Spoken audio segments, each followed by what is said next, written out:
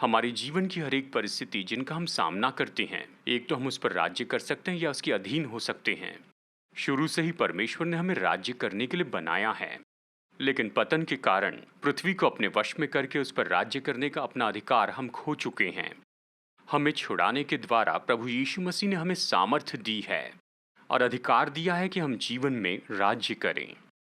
Good morning church. आत्मा और सच्चाई के साथ परमेश्वर की आराधना करना आप सबके साथ बहुत अच्छी बात है। अगर आप पहली बार हमारी ऑनलाइन सर्विस के साथ जुड़े हैं, हम आपका स्वागत करते हैं। हम विश्वास और प्रार्थना करते हैं कि आज के दिन वचन से आपकी सेवा होगी। कृपया आप अपने फीडबैक और प्रार्थना निवेदन हमारे ईमेल पे भेजिए। चर्च के परिवार के रूप में हम प्रार्थना करेंगे। जीवन में हम हर एक परिस्थितियों और मुश्किलों का सामना करते हैं, यानी एक तो हम उस परिस्थिति के ऊपर राज्य करते हैं या उसे समर्पण करते हैं। ऐसी परिस्थिति हम पर दबाव लाती है और हमारे जीवन पर राज्य और अधिकार करती है, परंतु परमेश्वर ने हमें जीवन में राज्य करने के लिए बनाया है। वो कभी नहीं चाहता कि कोई चीज या कोई मनुष्य हम लोगों पर राज्य करे। इतिहास हमें राजा और रानी के राज्य के बारे में बताता है। उनके कुछ राज्यों को अच्छा माना गया क्योंकि वो अच्छा काम करते थे, वो किसी भी परेशानी में व्याकुल नहीं हुए, वो शांति प्रिय थे और उसी समय वो अपनी सेना की अगुवाई भी किया करते थे। बड़े साहस से अपने दुश्मनों का सामना करते थे और उनकी धमकियों को नहीं सुनते थे। ना उन्हें राज्य करने देते और ना ही गुलाम होते थे। राजा हमेशा अपने शत्रुओं के बारे में सचेत रहते थे, चाहे वो बाहर के हों या फिर भीतर के या उनके परिवार के सदस्य ही हों, क्योंकि वो उस सिंहासन के अधिकार और राज्य की इच्छा रखते थे या राजा और रानी बनने का मान चाहते थे। अक्सर हम राजा या रानी होने की मनसा रखते हैं, लेकिन मैं आपको कहूँ कि हम तो वही हैं। इसीलिए परमेश्वर का वचन यही तो कहता है, पहला पत्रस 2:9 में, पर तुम एक चुना हुआ वंश और राज पदधारी याजकों का समाज और पवित्र लोगों और परमेश्वर की निज प्रजा हो। प्रकाशित वाक्य 1:6, और हमें एक राज्य और अपने पिता परमेश्वर के लिए याजक भी बना दिया। और प्रकाशित वाक्य 5:10 ये कहता है, और उन्हें हमारे परमेश्वर के लिए एक राज्य और याजक बनाया और वे पृथ्वी पर राज्य करते हैं। शुरू से ही परमेश्वर ने हमें पृथ्वी पर राज्य करने के लिए बनाया है। जैसे कि हम उत्पत्ति अध्याय 1 वचन 27 और 28 में पढ़ते हैं, तब परमेश्वर ने मनुष्यों को अपने स्वरूप के अनुसार उत्पन्न किया, अपने ही स्वरूप के अनुसार परमेश्वर ने उसको उत्पन्न किया, नर और नारी करके उसने मनुष्यों की सृष्टि की। और परमेश्वर ने उनको आशीष दी और से कहा, फूलो फलो और पृथ्वी में भर जाओ और उसको अपने वश में कर लो और समुद्र की मछलियों तथा आकाश के पक्षियों और पृथ्वी पर रेंगने वाले सब जंतुओं पर अधिकार रखो। परमेश्वर चाहते थे आदम और हवा अधिकार रखें। परमेश्वर चाहते थे कि हमारे और उनके शत्रु शैतान को वश में कर ले। परमेश्वर ने उन्हें आज्ञा देकर उसे वो खुद पूरा करें, ऐसे ही अकेला नहीं छोड़ा, पर जो भी जरूरी था उन्हें वो दिया, उन्हें आज्ञा देने के पहले से ही। जैसा कि हम उत्पत्ति अध्याय 1 वचन 27 में पढ़ते हैं कि परमेश्वर ने मनुष्य को अपने स्वरूप में बनाया। परमेश्वर ने मनुष्य को अपने स्वरूप में बनाने के द्वारा उसे अपनी पहचान दी, उसकी अपनी पहचान। और इस पहचान के द्वारा परमेश्वर मनुष्य के द्वारा अपनी पहचान को बता रहे थे। परमेश्वर मनुष्य के द्वारा अपने राज्य को पृथ्वी पर फैला रहे थे। अब मनुष्य के पास परमेश्वर का दिया हुआ अधिकार, सामर्थ और राज्य था। लेकिन दुख की बात यह है कि आदम और हवा अपनी पहचान और अपने उद्देश्य को थाम ना सके। इसी क्षेत्र में शैतान ने उनकी परीक्षा की। शैतान ने हवा से कहा, अगर तुम ये फल खाओगे तो परमेश्वर के जैसे हो जाओगे। और हवा ने इसे मान लिया। वो इसे भूल गई कि वो परमेश्वर के स्वरूप में बनाई गई है और इसीलिए वो परमेश्वर के जैसे ही थी, और इसीलिए आदम और हवा परमेश्वर के जैसे बनाए गए थे। परमेश्वर पवित्र और धर्मी है। उसने आदम और हवा को पवित्र और धर्मी बनाया। परमेश्वर में पाप नहीं है, उसने आदम और हवा को बिना पाप के बनाया। परमेश्वर कभी नहीं मरते, इसलिए आदम और हवा को कभी न मरने के लिए बनाया। परमेश्वर ने मनुष्य को मन दिया ताकि वो जाने और समझे कि परमेश्वर क्या कह रहे हैं। परमेश्वर ने मनुष्य को दिल दिया ताकि परमेश्वर को प्रेम से प्रत्युत्तर दे और विश्वास योग्य रहे। परमेश्वर ने मनुष्य को चुनने की इच्छा दी कि परमेश्वर की आज्ञा माने या ना माने। तो शैतान पर अधिकार करने के बजाय आदम और हवा अब शैतान के गुलाम बन गए। तो पहला आदम अपनी पहचान और उद्देश्य को खो बैठा। तो आइए अब हम अंतिम आदम को देखते हैं, यीशु मसीह को। तो आइए हम आगे बढ़ते हैं नए नियम में मत्ती अध्याय 4 देखते हैं। यहाँ हम देखते हैं कि शैतान यीशु की जंगल में परीक्षा करता है। जिस पहले क्षेत्र में शैतान ने हवा की परीक्षा की, उसी क्षेत्र में यीशु की परीक्षा की, वो है भोजन का क्षेत्र। शैतान यीशु से कहता है, इन पत्थरों को तू रोटी बना दे। दूसरा क्षेत्र जहाँ शैतान ने यीशु की परीक्षा की, वो तो उसकी पहचान का क्षेत्र था। शैतान ने यीशु से कहा, यदि तू परमेश्वर का पुत्र है तो अपने आप को नीचे गिरा दे। फिर शैतान ने यीशु की तीसरे क्षेत्र में परीक्षा की और वो उसके उद्देश्य का क्षेत्र था। शैतान यीशु से कहता है, यदि तू गिरकर मुझे प्रणाम करे तो मैं ये सब कुछ तुझे दे दूंगा। पर हम यहाँ पर ये देखते हैं कि यीशु तीनों परीक्षाओं में जयवंत हुए परमेश्वर के वचन बताने के द्वारा, पुराने नियम से, और इसीलिए वो निश्चित और मजबूत थे। वो तो निश्चित जानते थे अपनी पहचान और अपने उद्देश्य को। यीशु अक्सर ये प्रकट करते थे कि वो कौन है। यीशु ने अपना उद्देश्य प्रकट किया, लोगों पर अपनी पहचान प्रकट की। यीशु ने कहा कि मैं पिता से आता हूँ। उसने अपनी पहचान लोगों पर प्रकट की। यूहन्ना अध्याय 10 में यीशु ने कहा, मैं और पिता एक हैं। पिता मुझ में है और मैं पिता में हूँ। मैं परमेश्वर का पुत्र हूँ।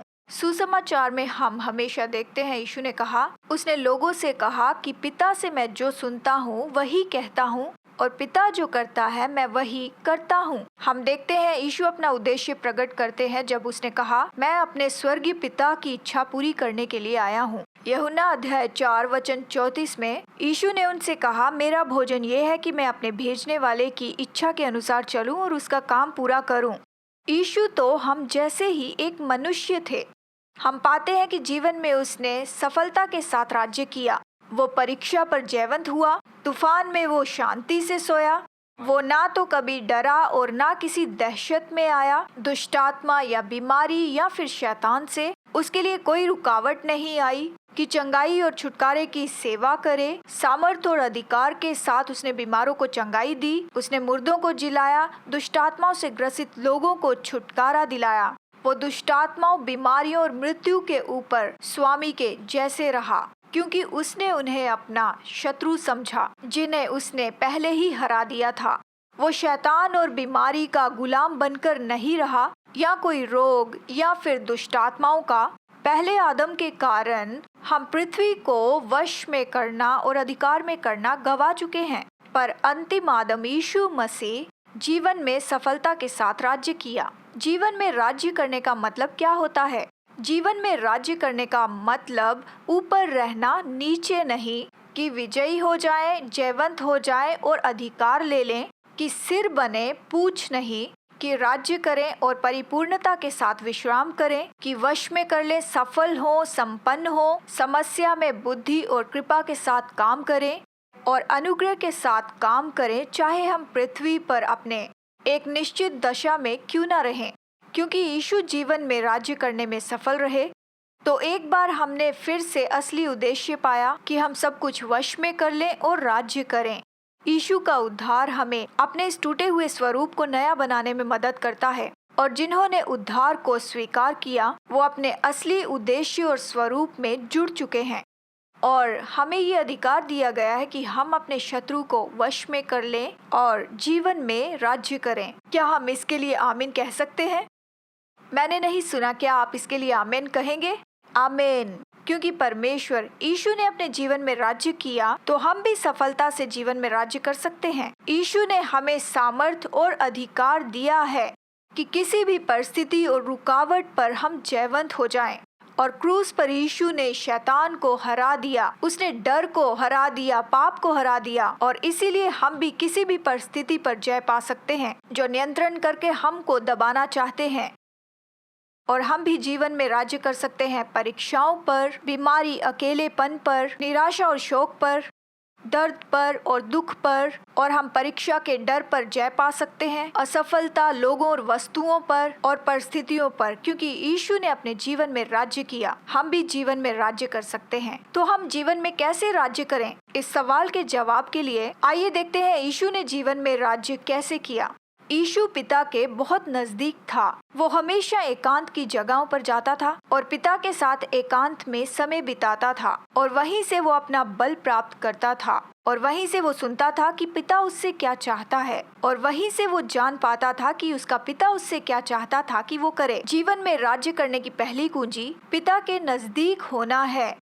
नजदीक आना है पिता, पुत्र, पवित्र आत्मा के। समय बिताना है परमेश्वर के वचन में, उसके वचन पर मनन करना है, प्रार्थना में और संगति में। और जब हम ऐसा करते हैं, हम काम करेंगे, बोलेंगे, सोचेंगे और जिएंगे जैसा पिता चाहता है कि हम जिएं। जब हम पिता के साथ अच्छा समय बिताते हैं, हमें परिस्थितियों और समस्याओं पर जयवंत होने की जरूरत नहीं, बल्कि हम जयवंत होकर जिएंगे। हमें हारा हुआ जीवन जीने की जरूरत नहीं, हम जयवंत जीवन जिएंगे। हमें गुलाम बनने की जरूरत नहीं, बल्कि स्वामी बनकर जीना है मृत्यु और दुष्ट आत्माओं पर। क्या हम इसके लिए आमीन कहेंगे? दूसरी कुंजी ये है कि हम मसीह में अपनी पहचान में जिएं। हमें मसीह में अपनी पहचान को जानना है ताकि हम ऐसा जीवन जिएं जैसा परमेश्वर चाहता है और हम उस उद्देश्य को पूरा करें जो परमेश्वर ने हम में से हर एक के लिए रखा है। यदि नहीं तो फिर हम एक गुलामी की मानसिकता में जीवन जिएंगे और आप जानते हैं इसके परिणाम क्या होंगे और क्या होगा अगर हम गुलामी की मानसिकता को लेकर ऐसे रवैये के साथ जिएं। ये परमेश्वर की दी हुई पहचान है और इसके व्यक्तिगत रूप की सूची में बताऊंगी परमेश्वर के वचन से। पहले व्यक्ति के रूप में, मैं केवल एक साधारण मनुष्य नहीं हूँ, पर मैं जीवित परमेश्वर की संतान हूँ। मैं पापी नहीं हूँ, पर मसीह में मैं नई सृष्टि हूँ। मैं चुने हुए वंश का भाग हूँ, राजपदधारी याजक और पवित्र प्रजा हूँ। मुझे स्वीकार कर प्रेम किया गया। मैंने उद्धार, चंगाई, छुटकारा और क्षमा पाई है। मैं विजयी और जयवंत हूँ क्योंकि मसीह ने अपनी विजय हमें दी है। पाप, शैतान और हर एक दुष्ट के कामों पर हमने जय पाई है। मैं परमेश्वर का मंदिर हूँ, उसकी आत्मा मुझ में रहती है। मैं मसीह यीशु में परिपूर्ण हूँ। मैं दंड आज्ञा से आजाद हूँ। मैं परमेश्वर के द्वारा स्थापित, अभिषिक्त और मोहर लगाया गया हूँ। मुझ में डर की आत्मा नहीं, पर प्रेम की, संयम और सामर्थ की आत्मा है। मैं सीधा परमेश्वर तक पहुँच सकता हूँ। परमेश्वर जो चाहता है उसे पूरा करने में वो मेरी मदद करता है। मैं परमेश्वर से बुद्धि मांग सकती हूँ और मुझे जो चाहिए वो मुझे देता है। मैं गिरने से बचूंगी, परमेश्वर की सामर्थ के द्वारा बचूंगी। मैं स्वर्गीय स्थानों में बिठाई गई हूँ। मैं दुष्ट से सुरक्षित हूँ और मैं मसीह में सुरक्षित हूँ। मैं जयवंत से बढ़कर हूँ और उसकी पंखों की छाया में हूँ। मैं पूंछ नहीं बल्कि सिर हूँ। मुझे धनी बनाया गया है। ये पूरी सूची तो नहीं है जो हम मसीह में अपनी पहचान में पाते हैं, जो बाइबल में दी है, लेकिन हमें ये जानना है कि जो पहचान हमें परमेश्वर देता है, ये परमेश्वर की भेंट है। उसे कमाने के लिए हमें कुछ नहीं करना है, हमें बस उस पर विश्वास करना है, उसे स्वीकार करना है और उसे ले लेना है। और परमेश्वर ने अपने वचन में जो कुछ भी हमारे बारे में कहा है उसे कहने में अपने आप को ट्रेन करना है। हफ्ते में 2 या 3 बार आप इस सूची को पढ़ने की कोशिश कीजिए और हो सके तो इसे जोर से पढ़िए, या फिर आप इसे लिखकर अपनी काम की जगह पर इसे चिपका कर रख सकते हैं, अपने घर में या अपने दफ्तर में। ये आपको याद दिलाता रहेगा और आप इसे घोषित करते रहेंगे इन सच्चाइयों को कि आप मसीह में कौन हैं। जब तक ये आपके अस्तित्व का भाग न हो जाए, आप इसे हमेशा घोषित करते रहिए।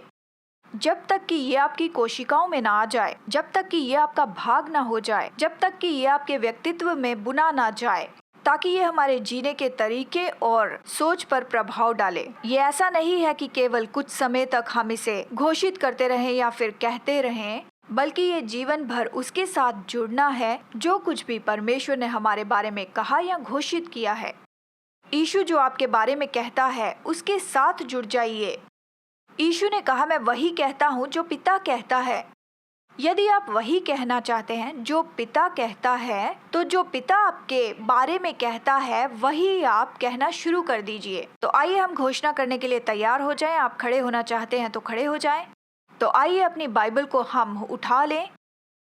तो आइए बड़े साहस के साथ मिलकर एक साथ हम घोषणा करें जो परमेश्वर ने अपने वचन में हमारे बारे में घोषित किया है।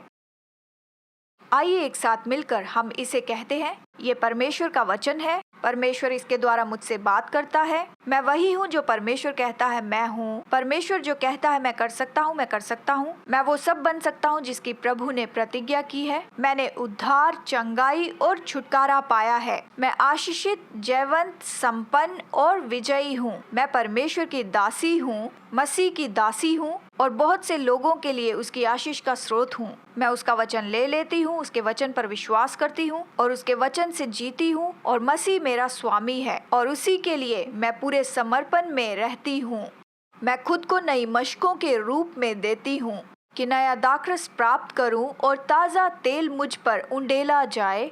परमेश्वर मुझ में और मेरे द्वारा नई चीजें और अपनी आत्मा के नए कामों को खोलता है। मसीह में हमारी पहचान को जानना और समझना क्यों ज़रूरी होता है, या मसीह में हम कौन हैं ये जानना हमारे लिए ज़रूरी क्यों है, ताकि हम जीवन में राज्य करें और हम ऐसा जीवन जिएं जैसा परमेश्वर चाहता है कि हम जिएं। क्या आपने कभी वचन में ये देखा है कि परमेश्वर सामान्य रूप में लोगों की पहचान बदल देता है? इससे मेरा क्या मतलब है? यानी लोग अपने बारे में एक निश्चित रूप में सोचते हैं, लेकिन परमेश्वर उन पर प्रकट करता है कि वे सच में कौन थे या फिर सच में वो कौन है। तो आइए बाइबल में एक उदाहरण को देखते हैं। गिदोन के जीवन को देखते हैं। गिदोन बहुत डरा हुआ था, भयभीत था। वो छिप रहा था दाग के कुंड में जहाँ गेहूं झाड़ रहा था। मिदानी लोग वहाँ इसराइलियों के ऊपर राज्य करने आए थे और गिदोन बहुत ही डरा हुआ था कि मिदानी उसके पास बचे हुए थोड़े से गेहूं भी ले जाएंगे। इसीलिए वो दाख कुंड में वहां छिपा था।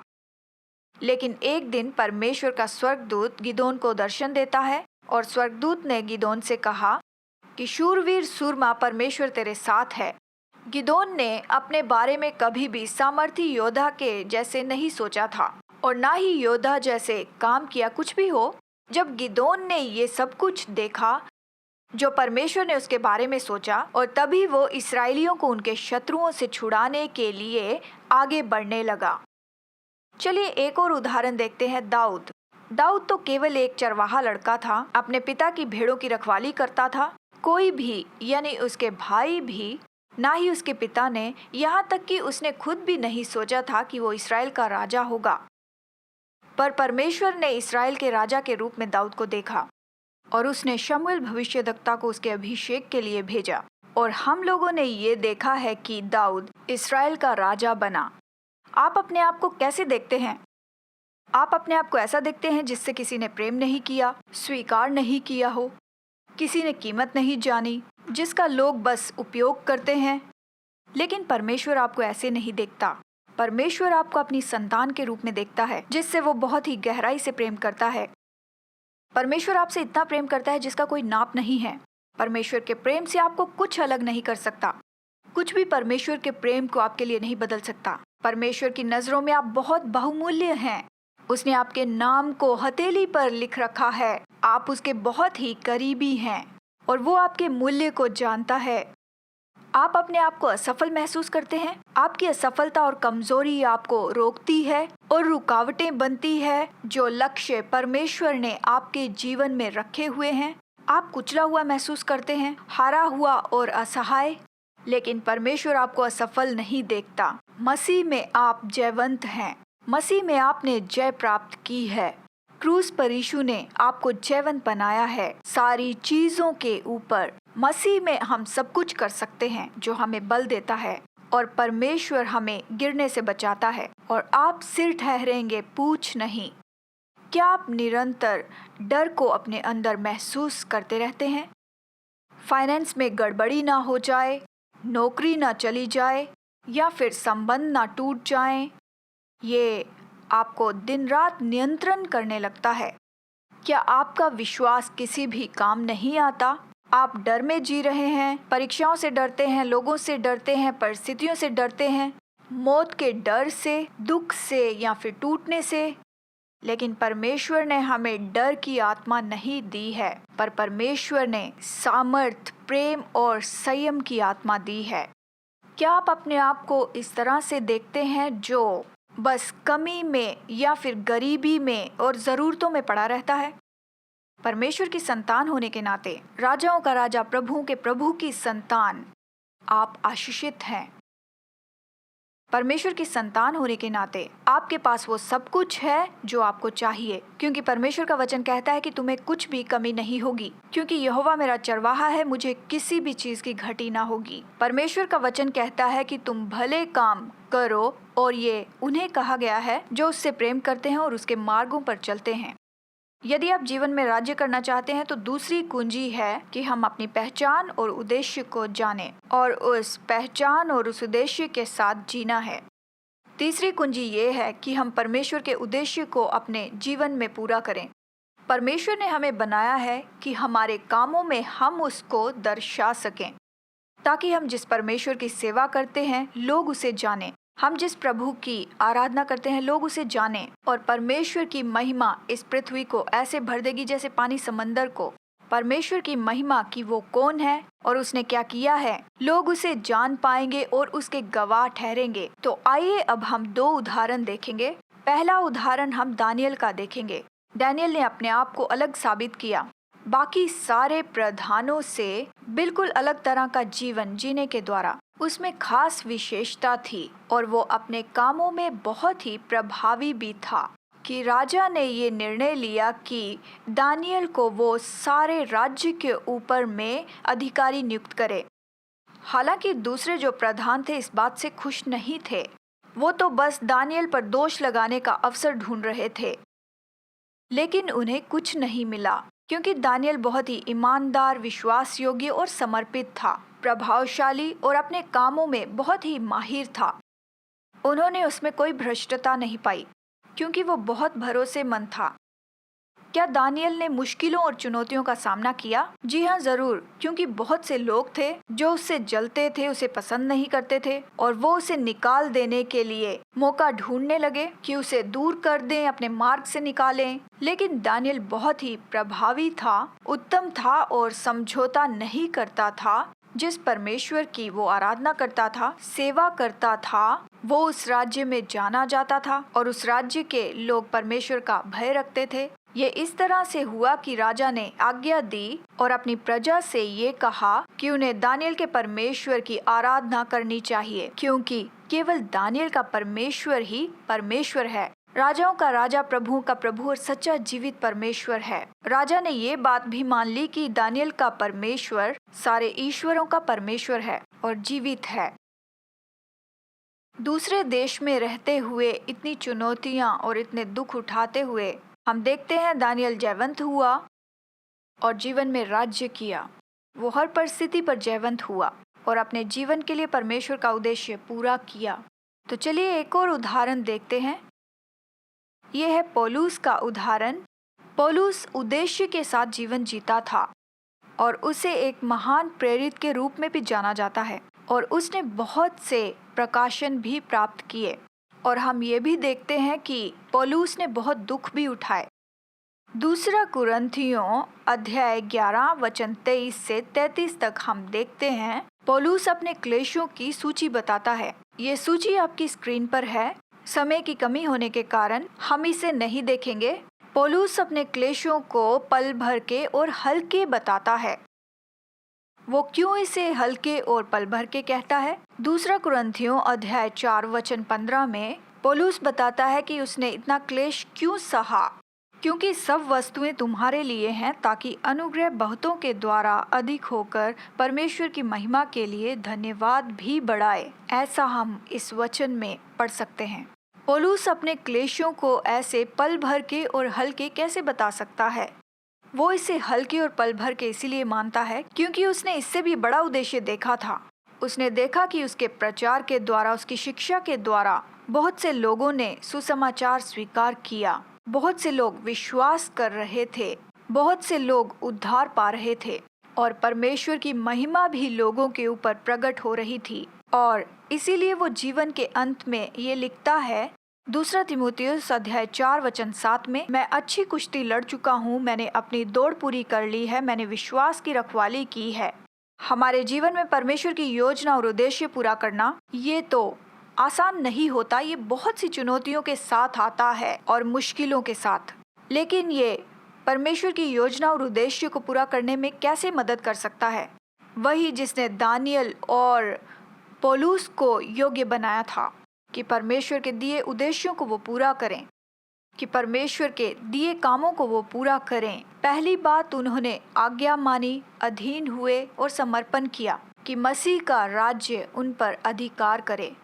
तो जब हम आज्ञा मानते हैं, समर्पित होते हैं और यीशु मसीह को समर्पण करते हैं, तो परमेश्वर हमें परिस्थितियों पर, मुश्किलों पर जयवंत होने में मदद करता है। दूसरी बात कि मसीह उनके साथ राज्य करता है और पवित्र आत्मा की सामर्थ ने दानियल और पौलुस को योग्य बनाया कि परमेश्वर के दिए हुए उद्देश्य और कामों को वो पूरा कर सकें। जैसे हम इस पृथ्वी पर रहते हैं तो यीशु हमारे साथ राज्य ही नहीं करते, लेकिन वो ये भी प्रतिज्ञा करते हैं कि जो लोग जयवंत होते हैं, राज्य करते हैं, वो उसके साथ राज्य करेंगे। मिलेनियम के दौरान, 1000 साल राज्य के दौरान, जब यीशु स्वयं आकर अपने शारीरिक राज्य को स्थापित करेगा, यहाँ इस पृथ्वी पर हम उसके साथ राज्य करेंगे। जैसे कि हम देखते हैं प्रकाशित वाक्य अध्याय 20 में वचन 4 और 6 कहता है, फिर मैंने सिंहासन देखे और उन पर लोग बैठ गए और उनको न्याय करने का अधिकार दिया गया। मैंने उनकी आत्माओं को भी देखा जिनके सिर यीशु की गवाही देने और परमेश्वर के वचन के कारण काटे गए थे, और जिन्होंने ना पशु की और ना उसकी मूर्ति की पूजा की थी और ना उसकी छाप अपने माथे और हाथों पर ली थी। वे जीवित होकर मसीह के साथ 1000 वर्ष तक राज्य करते रहे। जैसे हम जीवन में राज्य करने में सफल होते हैं, हम सफल होते हैं कि सारी परिस्थितियों पर जय पाएं। ये हमें रोमांचित करता है, हर्षित करता है। तब हम ये सुनेंगे, यीशु हमसे कहेगा, धन्य है अच्छे और विश्वास योग्य दास, तू थोड़े में विश्वास योग्य रहा, मैं तुझे बहुत वस्तुओं का अधिकारी बनाऊंगा, अपने स्वामी के आनंद में सहभागी हो। मत्ती अध्याय 25 वचन 21। यीशु और पवित्र आत्मा है जो हमारी मदद करता है, योग्य बनाता है कि जीवन में सफलता से राज्य करें। परमेश्वर ने हमें जीवन में राज्य करने के लिए बुलाया है। अगर हमें जीवन में राज्य करना है तो हमें 3 बातों को मन में रखना है। पहली बात है कि हमें पिता, पुत्र, पवित्र आत्मा के करीब में रहना है ताकि हम ज्यादा समय परमेश्वर के साथ में बिता सके। प्रार्थना, वचन पढ़ना, मनन करना, संगति और आराधना द्वारा। और दूसरी बात है ये जानना और समझ लेना कि हम मसीह में कौन हैं और परमेश्वर ने दी हुई इस पहचान के अनुसार जीना है। जीवन में राज्य करने के लिए तीसरी बात है, वो है जीवन में परमेश्वर का उद्देश्य पूरा करना। हम जिस मुश्किल और चुनौती भरे समय में रह रहे हैं, लेकिन परमेश्वर चाहता है कि हम राज्य करें। हर एक मुश्किल परिस्थितियों में, समस्याओं में, हमें हर एक परेशान करने वाली बातों पर वो चाहता है कि हम हर एक परिस्थितियों पर उभर कर आएं और उस उद्देश्य को पूरा कर सकें जिसके लिए उसने हमें बनाया है। और आप इसमें अकेले नहीं हैं।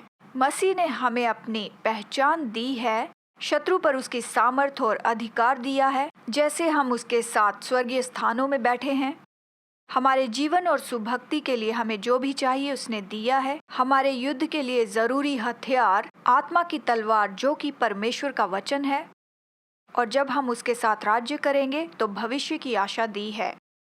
तो हम भविष्य के इस प्रतिफल की राह देख सकते हैं और ये हमें प्रोत्साहित करता है, बल देता है कि हम अपनी दौड़ को धीरज से दौड़ सकें और अपनी आंखें उस यीशु पर लगाए रखें जो हमारे विश्वास का कर्ता और सिद्ध करता है। तो आइए अब हम प्रार्थना करते हैं। पिता परमेश्वर, हम धन्यवाद करते हैं कि आपने हमें जीवन में राज्य करने के लिए बनाया है। तूने हमें विजयी होने के लिए बनाया है और उस दुष्ट के हर एक काम पर जयवंत होने के लिए बनाया है। धन्यवाद देते हैं कि तूने क्रूस की विजय को हम सबके साथ बांट दिया है। प्रभु, हम हार की जगह पर खड़े नहीं हैं, हम जयवंत होने वाली जगह पर खड़े हैं। और आज के दिन प्रभु हम तोड़ते हैं हर एक बंधन को, हर एक जुए को जो डर का है, असफलता का है या फिर हार का है, जिसमें हम तेरे लोग रहते हैं, और हर एक ऐसी मानसिकता जिससे हम शैतान के गुलाम हो जाते हैं, हम उसे तोड़ देते हैं यीशु के सामर्थी नाम में। हम हर एक ऐसी आत्माओं को तोड़ते हैं जो सताव, परेशानी और अकेलेपन को लाती है। आत्महत्या की हर एक आत्माओं को डांटते हैं, यीशु के सामर्थी नाम में। परमेश्वर तू हमें आजाद करने के लिए आया है। जिन्हें पुत्र आजाद करे वो सच में आजाद हैं। हम तेरी आजादी और छुटकारा कहते हैं, तेरी चंगाई को कहते हैं। हम तेरे लोगों पर तेरी परिपूर्णता कहते हैं इसी समय यीशु के नाम में। परमेश्वर जैसे तू हर एक जंजीर तोड़ने आया है कि बंधुओं को आजाद कर सके, हम प्रार्थना करते हैं कि आज जो लोग बंधन में हैं और उस दुष्ट की बंधुआई में पड़े हुए हैं, वो सारे बंधन तोड़े जाएं प्रभु यीशु के सामर्थी नाम में। हम यीशु के नाम में उस नाश करने वाले को धुड़कते हैं। प्रभु तेरे लोगों को आजाद करते हैं, उन्हें आजाद करते हैं प्रभु, क्योंकि तू हमें स्वतंत्रता देने आया है। प्रभु तू इसीलिए आया कि हम अपने जीवन में सफलता के साथ राज्य कर सकें। राज्य करने के लिए तेरी दी हुई हर एक कुंजी के लिए तेरा धन्यवाद देते हैं। सामर्थ्य और अधिकार के लिए धन्यवाद, तेरे वचन के लिए धन्यवाद। हमें जो आत्मिक हथियार दिए हैं उसके लिए तेरा धन्यवाद हो। हमें ऊपर आने के लिए तू मदद कर प्रभु, कि हम उठ खड़े हों, उसे ले लें जो तूने हमारे लिए रखा है, कि हम उसे ले लें जो तूने हमें दिया है, ताकि जो हम तेरे लोग तेरे स्वरूप में बने हैं तेरी महिमा को प्रकट कर सकें और तेरे उद्देश्य को पूरा कर सकें, कि पृथ्वी को वश में कर ले और इस पर अधिकार करें। तुझे धन्यवाद देते हैं, तुझे धन्य कहते हैं, तेरी आराधना करते हैं। हम तुझे सारा आदर, महिमा और स्तुति देते हैं। आइए अब बेनिडिक्शन लेंगे। अब वो जो तुम्हारी रक्षा कर सकता है और अपनी महिमा में उपस्थित कर सकता है, कि वो बड़े आनंद और बड़े हर्ष के साथ हमारे उद्धारकर्ता परमेश्वर के लिए महिमा, प्रताप, सामर्थ और अधिकार केवल यीशु मसीह को ही मिले, युगान युग और अब से लेकर हमेशा हमेशा के लिए। यीशु के नाम में मांगते हैं। सभी प्रभु के लोग कहें आमीन। आपका रविवार और ये पूरा हफ्ता बहुत ही आशीषित रहे। प्रभु आपको आशीष दे चर्च।